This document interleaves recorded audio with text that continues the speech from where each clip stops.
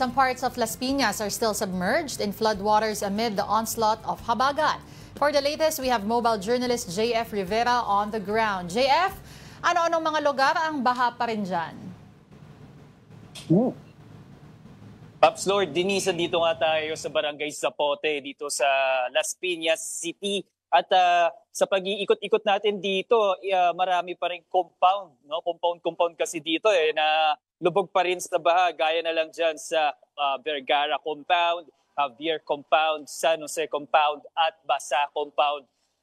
Ngayon, Pops Lord and Denise, dito tayo sa Zapote Elementary School kung saan niya ginawa na itong evacuation site, no, ng mga residente dito sa Barangay Zapote. Kasi nga, itong school na to ay intentionally daw elevated at ginawa talagang mas mataas itong level ng mga buildings dito para hindi ganon kabilis, no, pasukin ng baha or bahain ang parting ito.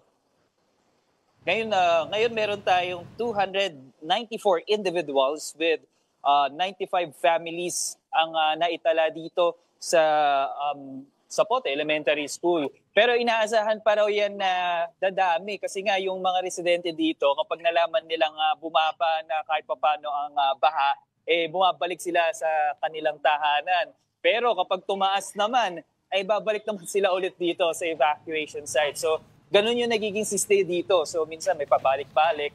So yung mga dala din nilang gamit, no, hakot-hakot din nila papunta dito at pabalik din sa kanilang tahanan.